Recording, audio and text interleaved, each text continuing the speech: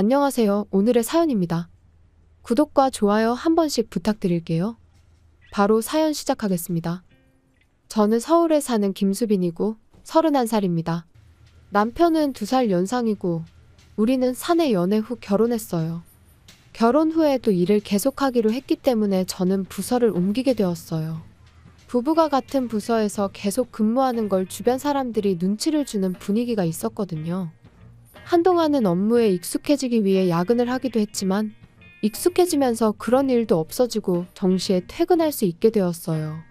남편은 원래 야근이 매일 있어서 저는 먼저 퇴근해 요리하거나 청소를 하는 등 집안일을 했어요.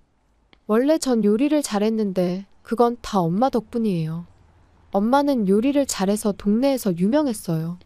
동네 친구들을 초대해 식사 자리를 자주 가지셨거든요. 엄마가 만드는 요리는 반응이 좋아서 저도 따라하고 싶다는 생각을 많이 했어요. 제가 엄마에게 요리를 배우기 시작한 건 초등학교 때부터예요. 쉬운 계란 요리부터 시작해서 다양한 요리를 차츰차츰 익혀나갔어요. 그래도 엄마를 따라갈 수 없을 정도로 엄마의 요리에 대한 열정은 대단해요. 그런 엄마가 얼마 전 쓰러지셨어요. 말기암으로 시한부 판정을 받으셨거든요. 사실 아빠도 1년 전에 돌아가셨는데 엄마가 많이 외로웠을 것 같아요. 저는 당황하면서도 엄마를 위해 무엇을 할 수 있을까 고민해봤어요. 엄마는 병원 치료를 거부하고 집으로 돌아가길 원하셨어요. 어차피 병원에 있어도 지루할 텐데 집에 가서 좋아하는 요리를 하고 싶다는 엄마의 마음을 저도 받아들여 엄마를 곁에서 보살피기로 했어요. 그리고 한동안은 직장도 휴가를 내기로 했어요. 남편도 이해해줬고요. 반년 동안 저는 엄마의 요리 레시피도 노트에 받아 적고 엄마를 곁에서 보살폈어요. 그렇게 반년이 지난 어느 날 엄마는 아빠 곁으로 떠나셨어요. 엄마의 마지막이 행복했을지는 모르겠지만 평온한 얼굴로 돌아가신 건 분명했어요. 이제 제게 남은 건 많은 요리 레시피와 유산이었어요. 엄마에게 물려받을 유산이 꽤 있었고 외동딸인 제가 모두 물려받게 된 거죠. 남편에게 물려받을 유산에 관해 이야기했는데 금이나 값비싼 액세서리는 은행 대여금고에 보관하는 게 안전하지 않겠냐고 하더라고요. 저는 남편의 조언에 따라 대여금고를 빌리기로 했어요. 그리고 대여금고 열쇠는 집에 있는 금고에 넣어 보관하기로 했고요. 그 사실을 아는 사람은 남편과 저뿐이어야 했어요. 그런데 남편이 실수로 시어머니에게 말했던 거예요. 유산 전부를 이야기한 건 아니지만 시어머니는 상당한 금액이 제 손에 있다는 걸 알게 된 것이죠. 원래 전 시어머니와 사이가 좋지 않았어요. 그런데 요즘은 시어머니가 집에 자주 오시더라고요. 또 약속을 잡아 커피 한잔 하자고 하기도 하고요. 이런 것들이 제 유산을 노린 것인지는 모르겠지만 시어머니의 행동은 분명 이상하다는 생각이 들었어요. 참고로 시댁은 시아버지와 도련님이 한 명 있어요. 시아버지는 과묵한 분이라 여러 번 마주치긴 했지만 대화할 기회는 별로 없었어요. 도련님도 별로 안 친하고요. 시어머니와 지금까지의 대화는 시어머니가 제 외모나 사소한 것들을 괜히 트집 잡거나 예민하게 구시고 그런 말을 들은 저는 고분고분한 성격이 아니라서 할 말하거나 맞받아치는 대답을 하곤 했어요. 시어머니를 말로 이기려 들면 이야기가 길어질 수 있다는 걸 알지만 할 말은 해야 하는 성격이거든요. 그런데 엄마가 돌아가시고 나서 시어머니가 조금 달라졌어요. 저보고 자기를 진짜 엄마라고 생각해도 된다고 말하고 그동안 쌓인 것 있으면 풀라면서 미안하다고 하시는 거예요. 솔직히 별로 내키지 않았지만 차마 입을 놀릴 순 없었고 그저 애교 섞인 미소를 지으며 감사합니다 라고 답하는 것 외엔 할 말이 없었어요. 그러던 어느 날입니다. 남편이 출장을 가게 되었어요. 1년에 몇 번 없는 남편의 출장이라 저는 처녀 시절로 돌아간 기분으로 퇴근 후 동료들과 술을 마실 계획을 세우고 있었어요. 그런데 남편이 제가 하는 이야기를 들었더라고요. 나 출장 가면 나가서 밥 먹으려고? 그러려고. 동료랑 술이라도 한잔 할까 싶어. 괜찮지? 남편은 제게 괜찮다고 했고 집에만 잘 들어오라고 하더라고요. 남편과 이런 대화를 나누고 있었는데 우리 대화를 몰래 엿듣고 있던 사람이 있었어요. 사실 집에는 도청장치가 설치되어 있었다는 걸 나중에야 알게 되었거든요. 남편이 출장을 가는 날 남편을 배웅해주고 저도 회사로 출근을 했어요. 하지만 설마 밤에 섬뜩한 일을 겪게 될 줄이야. 그날 제 업무는 깔끔하게 마무리 지었고 정시에 퇴근하고 오랜만에 여자들끼리 술자리를 가졌어요. 동료들과 술 한잔하자고 했을 때 여자들끼리 모이자고 제안한 건 상사였어요. 그 상사는 언니 같은 느낌의 믿음직스럽고 멋진 분이죠. 그래서 여자들끼리 모임을 하게 되었고 분위기 좋은 곳으로 예약도 했어요. 우리는 즐거운 시간을 보냈고 3시간 정도가 흘러 내일 업무에 지장을 줄 것 같아 해산하기로 했어요. 기분 좋게 집에 가서 행복한 기분으로 잠을 자고 싶었지만 그럴 수 없었어요. 시기가 오른 채로 집에 도착하니 현관문이 열려 있었거든요. 어라? 왜 열려 있지?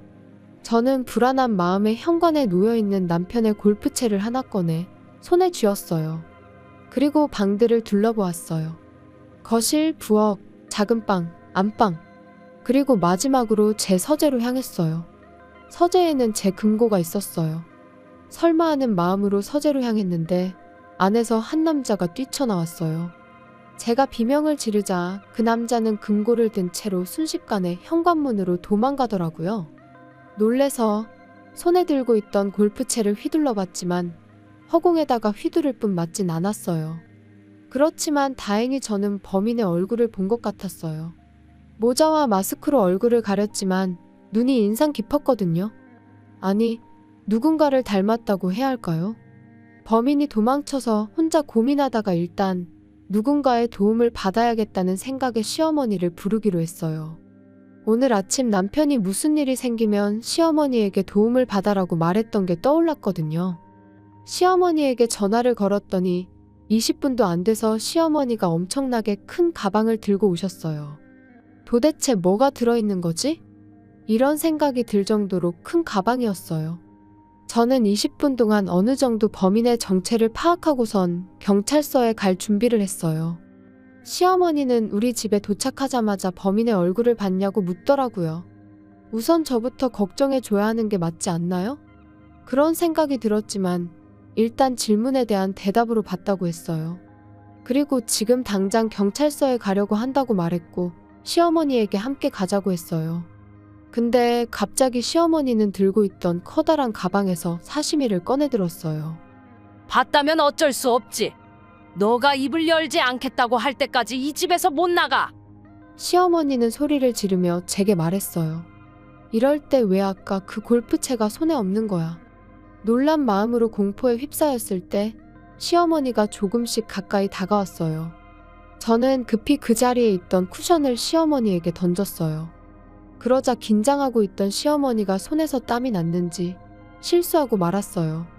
땀 때문에 쥐고 있던 사시미를 떨어뜨린 거죠. 그리고 시어머니의 오른쪽 발등에 꽂혀버렸어요. 시어머니는 발을 부여잡고 비명을 지르는데 비명을 지르는 시어머니 때문에 어쩔 수 없이 119를 불렀어요. 사실 도둑놈을 검거하기 위해 경찰에 먼저 연락하고 싶었지만 시어머니의 부상이 먼저였어요.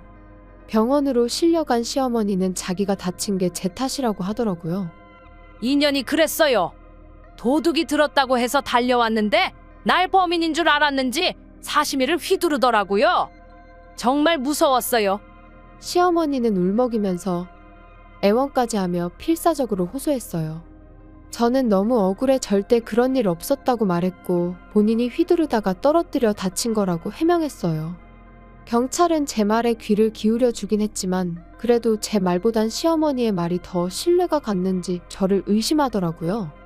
이 오해를 어떻게 풀어야 할까? 저는 번뜩이는 생각이 떠올라 경찰관에게 부탁해 함께 병원에서 집으로 귀가했습니다.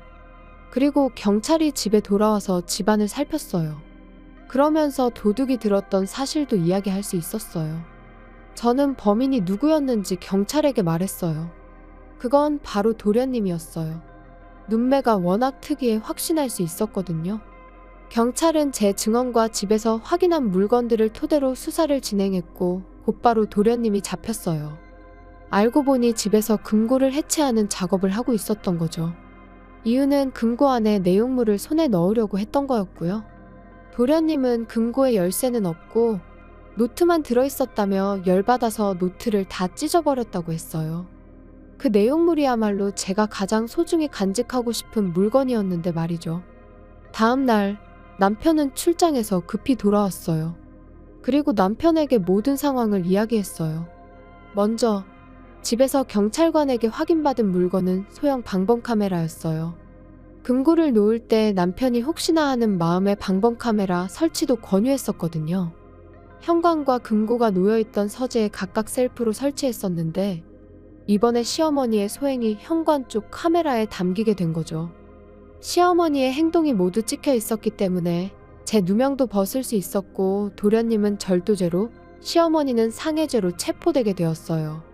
다음으로 도련님이 훔쳐간 금고에 관한 이야기예요.